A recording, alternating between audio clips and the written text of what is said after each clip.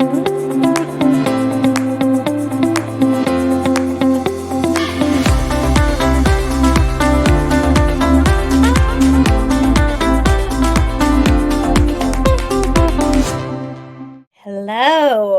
Welcome to Ben Gardner's session on product experience reimagined through support. I'm Liz Bronson. I am the VP of People here at Support Logic, and so honored to introduce you, Ben. Welcome and thank you for being here. Thank you very much, Liz.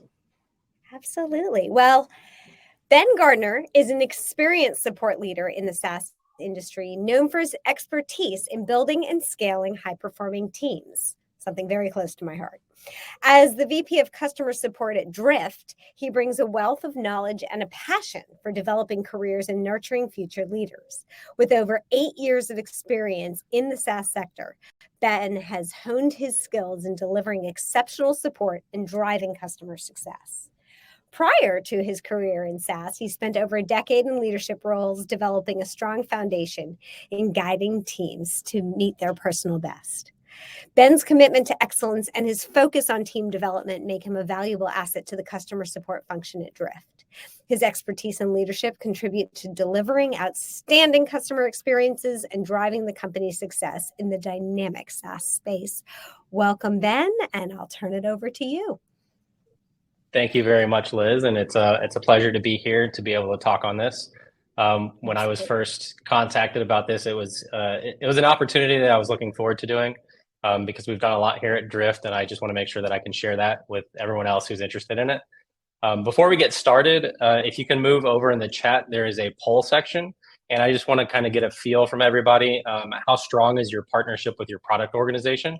And so the 3 different options right now are very strong. We're attached at the hip. Good, we collaborate, but we could partner more. And then not great, we don't really have a connection. And this is just for me to kind of get a better understanding of, from everyone here who is on this call, just what does your relationship look like with product, and where can we go from here? But while everyone goes ahead and fills that out, what I'm going to do is kind of tee us up for what this discussion is going to look like. And so from an agenda, Liz talked about a little bit. I'll give you a little bit of other background on myself and kind of why I focused on this topic. I'm going to talk about 2 key areas that are really important in the software space, but specifically in support as well, which is the impact on retention and the impact on self-service. I'm going to talk about the ways that we can implement some of the best practices that I've talked about, what we're doing currently at Drift. And then we're going to have a Q&A section at the very end. And I'll go ahead and say for myself, I noticed everything else started with the letter I. And so this one kind of bothered me a little bit that I couldn't start out with the letter I, but we'll just deal with Q&A there. All right. So Liz talked a little bit about it, but myself here at Drift, I wanted to talk about what I do here, what my areas of focus are, and why I've got to build such a strong partnership with our product organization. But as the VP of customer support here, I oversee our customer support team, which works directly with our customers in answering questions on how to use the product, how to set different things up, maybe why something may or may not be working. And then also we work on owning our customer documentation. And then lastly, we just launched a community as well. So we've got the different facets where we're able to answer our customers' questions as well as share insights and information that's going to help them just better serve themselves. All right, so looking at the poll question, got a couple of votes in there that you're very strong partnership. Some of you just said that it was good, you collaborate, but you could partner more. And so hopefully the insights that I share today are going to kind of give you a better methodology to implement in your structure so that you can work with your partner or with your product teams. So first, I'm going to talk about overall, what is the impact on retention and why this is important. So from a customer support perspective, and in all honesty, just every SaaS company that's out there, the macroeconomic landscape has changed. It used to be one of those things where software just sold itself, but everyone is doing their due diligence now to focus on what money are they spending, how can they save money, and just make sure that the purchases that they make are actually valuable. And so retention is everybody's job. Specifically speaking, just across companies, it's a well-known fact that the cost to acquire a new customer is always going to outweigh the cost to keep existing customers. So retention is just at the forefront for everybody, and just making sure that you can understand what you can do in order to partner with your product teams to impact retention just is always going to be helpful for you and your teams.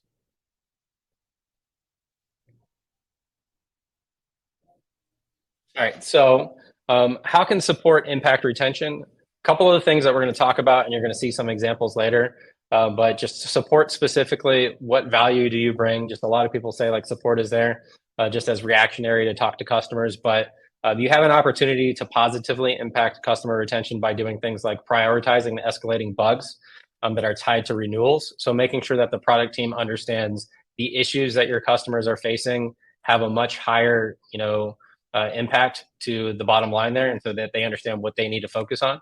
Identifying trends and issues and making sure that you can surface that feedback back to the product team.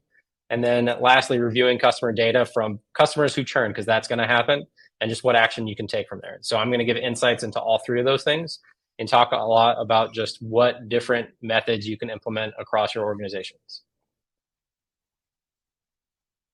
Next is going to be the impact on self-service. And I know this is a hot topic across a lot of the different communities that I talk to, a lot of the different companies that I've worked with as well, and just kind of had conversations about implementing better self-service. The term KCS is used a lot across the support space. I know that we've implemented KCS here at Drift as well, and kind of partnering with your product teams has a way to improve that self-service and KCS process. So it is something that is very top of mind for a lot of different people. So, it's really important to think about this because you can't solve the problem of customer inquiries and questions by always adding headcount. It's just not cost effective. So what are the different ways that you can improve the usability of the product? You can improve the information that you share and just different things like that. So how can support impact self-service? In particular, sharing insights with the product team to make sure that you can improve the ease of use of that product. So just making sure that your product is set up in a way that customers don't have to work so hard to get things done. That's going to be one of the ways that you can improve that. Identifying issues prior to release. So for any products or new features, just getting in there early so that you can prevent either common questions or things that come up from just getting, lost in the shuffle when you've released that new product that it's just going to be too difficult to answer. They just want to not adopt that feature. And the last piece, kind of taking that information and then using that to create documentation. So KCS articles, community posts, updating your help doc so that you can answer those common questions. And we're going to talk about today, by partnering with product, how do you get that information early? What role do you play? And kind of how do you improve that experience for your customers through the product release cycle? All right, so now I'm going to get into the meat and potatoes. So implementing best practices, and this is really what I wanted to share, which is what we're doing currently at Drift, some of the different ways and approaches that we've taken to this, and some of the insights with it. And so I'll go ahead and dive in. And the 4 areas that I'm going to make sure that I focus in on, just one is going to be organizational alignment, how you work with your product organization and what that looks like. 2, partnering on the product release cycle, making sure that you are involved in the way that your product team builds and designs things and then releases those to the customers. 3, just sharing insights and learning from your current and former customers. What structures do you need to have in place in your product or in your support organization?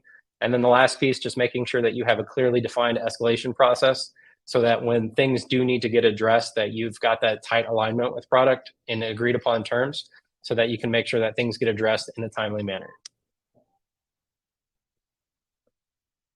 All right. And so from an organizational alignment perspective, I am going to talk a little bit first about, here's what a typical product organization looks like. That you've got the product manager, potentially an engineering manager, designer, developers, and engineers. And these all make up a specific product team that could be focused on a product, feature, or area like that. So what I'd like to see now is if we can go ahead and get the poll question out there.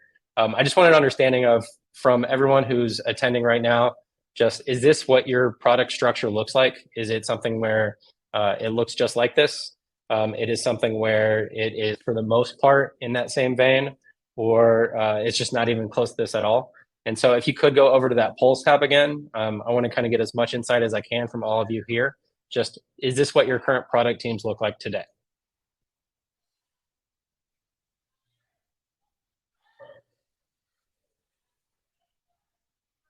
Okay, we'll let a few more votes come in here. And again, if you just go over to that polls tab, you should see the poll questions that are in there. And that poll tab should be at the section on the right.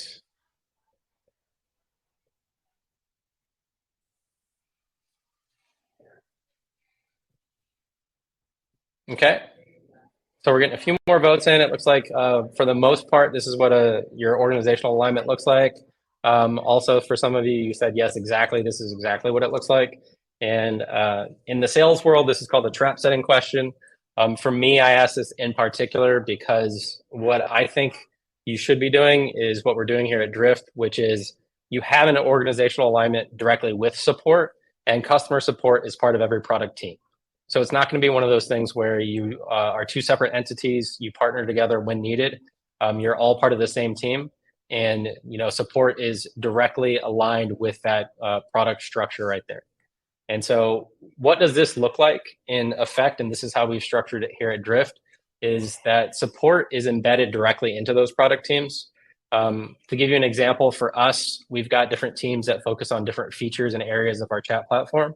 And so using a few of them as examples, we've got a routing team. So they focus on how routing takes place in our product, or playbooks, which is where you design and configure Drift Chat to kind of work on your website. Those are just two separate teams, but I've got a direct product specialist on my support side who's embedded directly in there. And what do they do? Right now, they attend regular meetings where they talk about new features that are coming out. They talk about product updates, and they focus on the bugs that are existing right now. And so in those meetings, that product specialist advocates for fixes of those bugs based on different factors. So is it impacting a renewal, a go live? Is this high ARR customer? Is there a lot of volume tied to this? And the reason why this one's really important is just going to be, we're going to talk about aligning your escalation process, but from a product organization perspective, you can label different things with different priorities. You can build out your own scores, but you've also got that human element of what's going on and what should they be focusing on. And by being directly in that meeting and advocating for that, you have more of a say-so into exactly what's taking place, what they need to focus on for that week or the next week's sprint. If you work in different cycles, is that going to be in the next month's release? But just being able to be there and talk through those as they come up, you can say, here's what we're noticing, and this is what we're asking for you to focus on. In addition to that, they're able to share feedback regularly on different trends and issues that are identified. Because if your, support structure and product teams work together like mine always have, there's a lot of focus on the bugs, but that's just half the story. Maybe even a quarter of the story. It all depends. But you're looking at it where there's also other questions and issues that your team is answering that never make their way to product. And that's where that product specialist who's aligned directly to that product team has a lot of insight to give. So they can talk through, here are all the chats, here are all the cases or tickets that we've seen, here are all the internal questions that we're going to have to do training on, and make sure that what we're doing here is telling them this is the problem area that our customers are seeing, and what can we do to get ahead of it. And then the last piece is just, if you have a product specialist who's tied to that squad or that team, they can be involved in that product documentation as the known expert. And this one's really important to me, is the idea that you've got, and no offense to anyone, if you've ever been on the product team, engineers and product focused people are not always going to understand completely what is a customer asking, or what is their insight, or what lens do they have. Whereas if you're in the support world and you're in that customer facing team, you're going to have a lot more insight into, here are the problems that typically come up. Here's what we need to include in the documentation, and they can partner with a technical writer. But it's one of those ideas of, you're going to look at it from an engineer and a product perspective of, here's the product that I designed and here's how I'm going to explain it. And then from a support perspective, it's, here's how I'm going to use it. And so if you've got that direct tie-in, you can kind of avoid some of those pitfalls about releasing or updating information that you send out to customers that is focused more on kind of the feature versus the how-to and the use case. So I kind of touched a little bit on it, talking about the idea of being involved in the documentation and giving feedback to the product team. But that leads me on to my next point of being a part of the product release cycle. That typically speaking, you've got the start of where a product is designed or thought about. You've got that research phase where it's just that glint in someone's eyes, and then that finish of where you launch that product. But there's a lot of stuff in the middle that if you're not involved in today, that I am strongly encouraging and recommending that you do get involved in it, that you do talk to your product leaders and say, I want a piece of this. I want to be involved in it. I want to make sure that I can contribute to this. And so what this looks like here, and the reason why you want to do it, is that your support organization has insights into what your customers need and want. They're going to be able to tell you, here are the questions and feature requests that have come up. Here's the different workarounds that we've had to provide. So they understand how the product works and what exactly that you need to think about when you're building different features or updating features. The support team is also going to be able to get ahead of problems before they actually impact your customers. This one's important because you want to think about, nobody wants to have a messy release. You don't want to launch a product and be inundated with questions or issues that you could have gotten ahead of. From a product stickiness factor or product adoption, it's going to make it harder for your customer success and sales teams to climb back up that hill. If you launch something that is buggy or has a lot of issues, because now that customer has a loss of trust, they're going to look at that and go, this product is not doing what I wanted it to do. I wish that it behaved a certain way. And so you're going to have to make up ground. But instead of doing that, if you can get ahead of it, it's just going to make your lives easier. And so that's what I mean by having a more successful launch with a better release. And then afterward, the questions that come through, product's going to look at, what does that usage look like? What does adoption look like? If they're not doing it already, they probably should be, which is capturing metrics on how many people are adopting this feature or utilizing this new thing that you added. But you're also missing valuable touch points if they're not tapping into your support teams and saying, what questions did your customers ask? Even if it didn't make its way up as a bug, it's what questions came up that they're asking how to use this or why does this work this way? And so you want to make sure that you're giving them those insights. And so what we've done here at Drift is, in this product release cycle, we've kind of got these 4 different approaches here and 4 different phases. And the first one, and we're going to go from the top left around all the way around the circle, but is the research and design phase. So currently, for a lot of people on your teams, the product team, this is where they figure out, what are we going to do and how is this going to impact the market? They're going to do their market research and they're going to do prospect interviews. But what I have found to be lacking, and what we made sure that we took care of here at Drift, was that you're also doing customer team interviews. You've got different people on your team in support organizations who are answering questions about how does this feature work or why does this work this way? And they're very, very valuable for their insights and information they can provide. And you want to provide this up front. And the reason why you want to tap into this whole process is you want to be there before they've already gone halfway down that road to build that product if you haven't given them that feedback. So you want to make sure that you start there and share the information about, here's what we're seeing, and we know this is going to be a pitfall. You want to make sure that you have a group of people who have clear-cut expectations. And what we've done here at Drift is tell them, you've got full clearance to just kind of poke holes in something, because you want to make sure that when something is designed and built, that it's going to meet the needs of the customers. So you want to make sure that you go ahead and call out the things that might cause some pain or some trouble implementing that feature or design.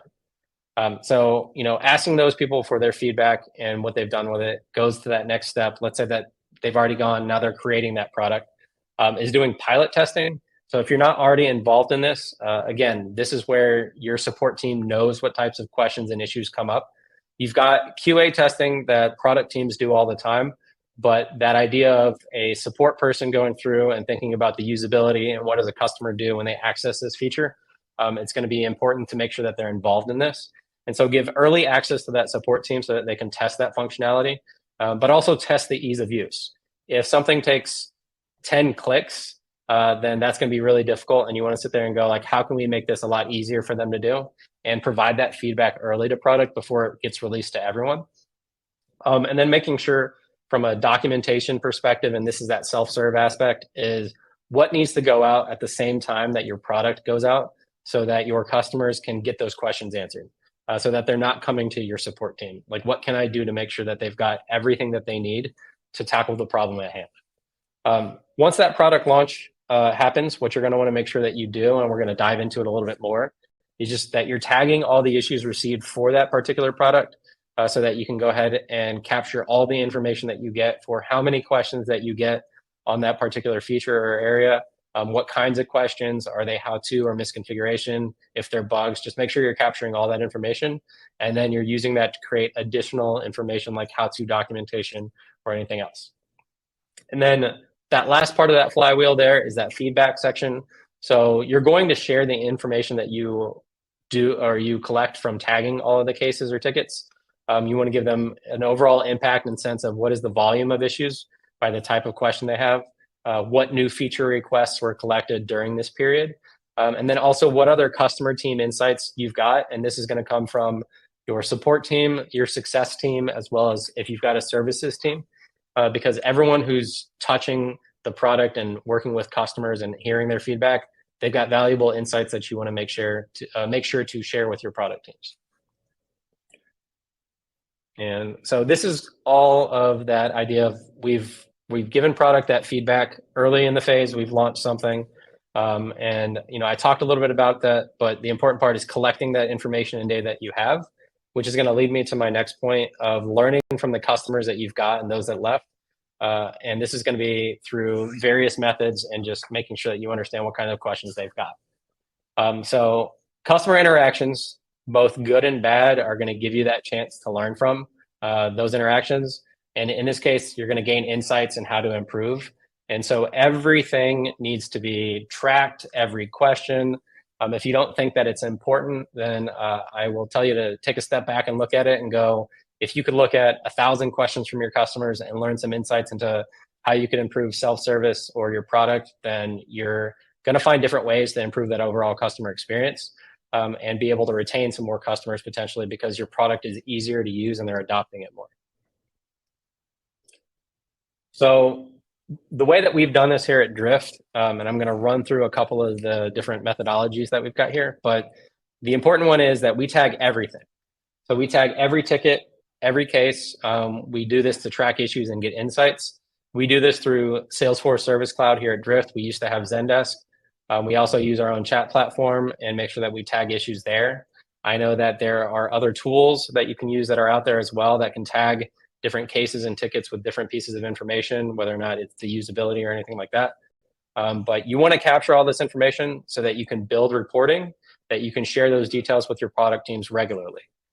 Something that we just did recently here at Drift was an analysis from all of the customers that churned in Q1 and building out a kind of a dashboard that says, here are all the product areas, here was the cost associated with them, and here's where the biggest pain points were. And I actually sat down with the product team for an hour yesterday and an hour on Monday. And what we did was dive through the top areas of impact that we had, the top number of cases, so we could sit there and go, well, what exactly does that look like and what changes can we make? But the first step in doing that is making sure that you're currently tagging the different issues that you get from your customers. So the 4 key areas that we tag every question that comes through, every chat, case, ticket, things like that, are going to be listed here on the left with the description on the right. And so for the first one, for us, we call it a product area. And this is that main feature or product area. So using the example I used earlier, let's say you've got the area of routing or you've got the area of playbooks. Those would be the key product area. And then a sub area is going to be a sub feature because you want to not only get that high level data, but is there a specific product sub area that is tied to that you're going to get insight from? So for us, for example, we've got routing and you might have routing fallbacks or things like that. And then the reason why did they submit the ticket? So you want to understand where is this question coming from, what kinds of issues they've got. And then the resolution is important for you to understand. How did you solve it? What insights and actions should you take from that? So this is a specific example of that what we've done here. So for us, like I said, if routing is the particular product area, for a sub area, we might have playbook routing or fallback routing. So these are the key individualized features within that main feature of how to do something. And then the reasons why. So the 3 core reasons that we tag here are how to. So the customer is asking a question on how do I accomplish something with that product area. They don't know quite how to do it, so it's not as intuitive. And so they're coming to your support team to ask. The next one is misconfiguration. This is one where it's important to distinguish the difference between the two. Misconfiguration means they did something, they were expecting an outcome, but it happened differently. There's nothing wrong with your product. It just means that they set something up wrong. And both of those provide insights, but it's kind of interesting when you look at it, when you share that with product, is a how-to question could be all usability. It could be help documentation. Where do you need to put your effort? Misconfiguration is something where your product team finds that value because they're going to go, this is not happening the way that the customer thinks it should because they're setting it up wrong. And what are we doing wrong in our product that makes it so difficult to set up? And then a bug is essentially the same thing. It's just a bug. So the resolution, the two key areas that we've got for our side is going to be documented and undocumented. So documented points us to that KCS article or that help article so that we can make sure we've got the information for our customers. We can answer their questions. We know specifically, what questions they're asking and do we need to improve that particular document. And then undocumented means your support team answered the question. They could have recorded a video. They could have sent an email. But for some reason, we didn't have that documented, and that's where you're going to create that KCS article, and you're going to make sure that through that process, that undocumented issue becomes documented so that it's more searchable and findable in the future. So before I go on, I'd like to have another poll question just so that I can get some insights from everybody. So if you can go to that polls tab, is looking at your current case or chat or ticket interaction, are you tagging those today? So are you tagging with the key details that I put in there? Are you not doing any tagging at all? Are you doing some tagging? So for the most part, you're doing that, but just kind of getting insight into everyone here who's attending, just what does that look like in your support organization today?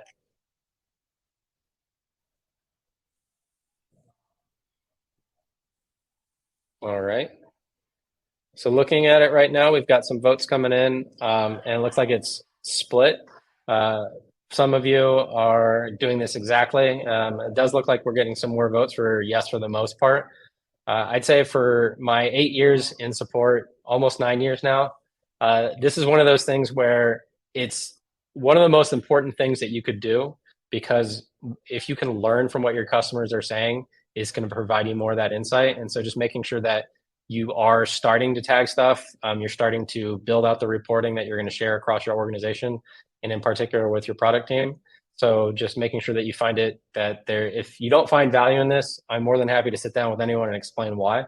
But this is one of the most important things that you can do. And with an example of that churn analysis, I want to show you exactly what we did here at Drift, so that you can understand like what you get from that insight. So for our process, we pulled the ticket history for every customer who churned each quarter, but in particular, the last one that I talked about, we did in Q1. And we divide the number of cases that they submitted by their overall churn. And this is going to give you insight as what is that cost per case if you look at that ARR. So this is going to be different than your cost to support or your average cost per case where you're thinking how much time and effort went into it. This is tying it to a product feature and sharing insight with the product team of, if you have this area of the product where it had a lot of questions and you had these customers churn, this is what it cost us. This is what that pain point that they had that could have potentially helped prevent this. So I know some of this it's the difference between causation and correlation. It is a data point for you to start thinking, here's where I can dive into it, but it is going to tell them, here's where the majority of our churn came from, especially when you compare it to the customers who didn't churn and see if you can see some trends there. So we did this. We reported based on the product areas, the sub areas, and why those questions came in to understand those top impacts. And the insights that we got from the product team, I was talking about it earlier, but I sat down with them and there were already, I want to say 5 or 6 different updates that they thought could either help my team, help the support team support the product easier, kind of give you a quicker idea of how to answer questions, and then also stuff for customers themselves to make things easier for them to work with. And so it gives you that chance to dive into that data and kind of focus in on it. And so it first starts with, you have to capture that data and put it in a way that makes sense. And I will say for all product leaders, they're going to primarily go with what numbers are you presenting and not just anecdotally what stories are you telling. So the sooner you can do something like this, the better it is for you and your teams. And then the last point that I talked about of building that partnership with your product organization is having a clearly defined issue escalation process. And this is something where you're going to need to make sure that you are in lockstep with your product organization so that you can make sure that everyone finds the right or the same issues have the same level of importance to both parties, so that you're not thinking something is critical when they think something is not quite critical. So what does this look like? It's having clearly defined rules agreed upon from support, success, and product. And again, this is that idea of if something is high profile for your team, then you need to make sure product finds it just as high profile. You need to be able to escalate things directly from support so that it's not all different things that go through maybe necessarily the product team is the only one who can raise a priority of an issue or say this is higher priority. Your support team needs to be able to do that as well. You should be implementing some kind of customer team. By customer team, I mean success, services, and maybe onboarding, just some kind of red flag process where they can flag issues from their perspective. And then also building some kind of leadership escalation path. So the first step in this is coming to an agreement on what considers a high priority issue. And so for us here at Drift, the way that we flag different issues, number one, just looking at it is this impacting an upcoming customer renewal? Again, that customer is on, that tipping point right there. And you want to make sure that going into that renewal, they don't have issues that are going to say, this is going to block us from making sure that we can go ahead and sign that contract. The same thing from the other end of the spectrum is impacting a go live. So with a customer who just launched with your product, you don't want anything where they, are hindered, where they can't launch because there's problems or issues taking place. So this is going to be important to make sure like those are also equally prioritized. And then everyone's running a business. So is this impacting high ARR or MRR? Is that at risk? Is this tied to that customer red flag, which I'm going to talk a little bit more detail about in the next slide? Or is this impacting a large amount of customers? So do you have a high volume where you're looking at this going, this is something where a lot of customers are impacted, so we need to prioritize this issue. And so what we structured here at Drift is these 5 key points here. There's a lot more. You can look at some smaller nuanced things, and I'm more than happy to go into detail with anyone afterward. But the first one, product meetings, is the escalation point, and this is where I said that product specialist directly embedded into that team is going to advocate for those bug fixes. So that cadence is weekly, where they meet with that product team. They help them prioritize. Here's your top 3. If product is working on a sprint that maybe they can't focus on 3 things, then here's your top 1. But it's that idea to advocate during that week to say, here's what's most important to us. We need you to also focus on this. Red flag meetings from customer success that I called out this is going to be where they have an opportunity to call out customers who are impacted either through a support experience, it could be a product experience. These happen typically weekly or bi-weekly, and you've got the product team and support aligned directly there to hear that concern and make sure that they can call that out to your product team and they know what to focus on. Monthly, what we've had set up here is that all of the product leadership, every product manager, VPs, everything along those lines, meet with all of our customer team leaders, and we discuss feedback on here's what we're seeing from the field. Here is feedback from last month's release.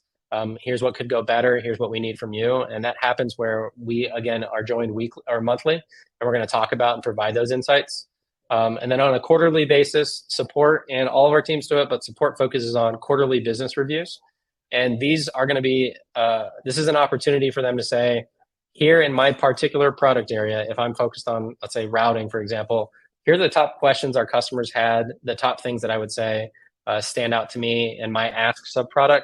And we have these attended by everyone from the top all the way down to individual engineers who just want to learn what's support seeing from the field. And again, this is a just great chance to kind of strengthen that product relationship.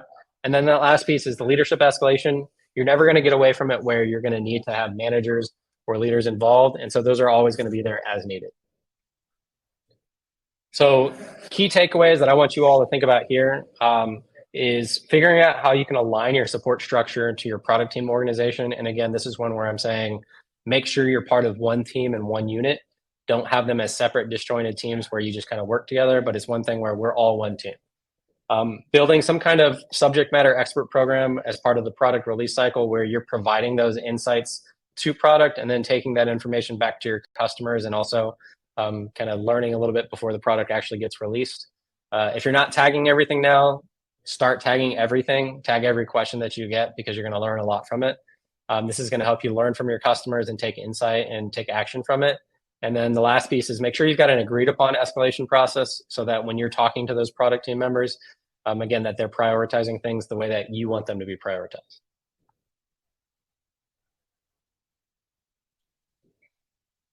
And at this point, I'll go ahead and open it to Q&A with Liz joining me back again. I'm back. Ben, that was awesome. I love how you've built the team. I want to know a little bit how you've built the team. So what competencies do you look for in hiring? What tech really enables you to have this really excellent feedback loop? Like, tell us your secret sauce behind that. Yeah, I would say first and foremost, what I'm looking for from a hiring perspective is going to be your focus on it's a book called The Ideal Team Player with 3 key components. Are you humble? Are you hungry? And are you smart? Because from our side, we feel like we can teach you the product. From a more technical aspect, you're going to need some experience, but overall with the customer team employees, are you looking at it where you're willing to ask questions and not feel afraid to? You don't have to be the smartest person in the room. You can ask for those help or that help. From a hungry perspective, like you're eager to drive in, hit results, help the customers do whatever's necessary. And then smart is more along the people smarts. Can you communicate well? Can you translate customer speak to engineering and vice versa? And so I'd say those are the 3 kind of key pillars when I'm looking to hire people. Fantastic. I think you had a second question in terms of the tech part. So for us, a lot of different things. I think a lot of people are using some form of Slack or Teams or anything for communication there. And so what we've done from the ability to collaborate with our teams internally, but also with our product teams, is doing things like huddles. We call them war rooms here. The idea of like you're going to get together, you're going to figure out this issue, you're going to kind of everyone, all hands on deck, you can ask someone a question. And we use this to kind of bring everyone together in that call. From a reporting standpoint, our product team uses Jira. We use Salesforce Service Cloud, and we partnered with our operations team, and it was, how do you join the 2 at the hip? Because I want to make sure that if we escalate something, it's easy. My team is not afraid to, so make that process easier on their side. And then on the product side is, can you send that information back so that we're aware of it? So they built a custom integration for us to make sure all that stuff gets piped over so that we know, here's the ARR that's impacted, like product can go ahead and see that. Also, here's their renewal date and things like that. Great. So there's a lot of transparency between the groups so that they're just a constant flow of information. 100%. Awesome.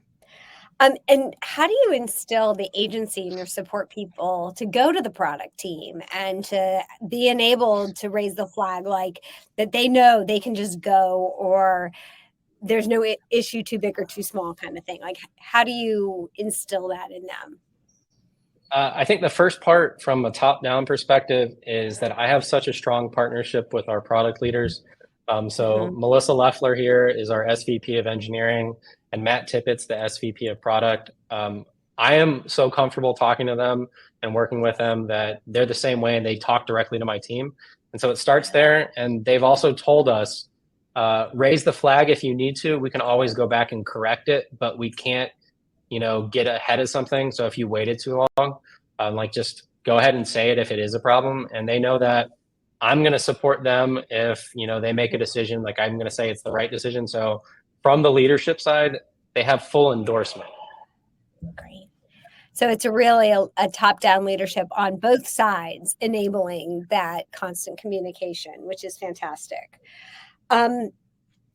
When you were setting this up, obviously you had buy-in from your partner on the product side, but any specific challenges, anything that you would do differently, for people who are listening to this and being like, yes, we need that. What pitfalls can they avoid? What learnings can they get from you? I would say the hardest one was actually implementing the part with the product release cycle. And it was getting involved early on the design phase. And that was one of those things where we were a part of testing some of the things as they came out. But it's sometimes a little too late. If you're releasing something, we can test it, but should it have been designed differently in the first place?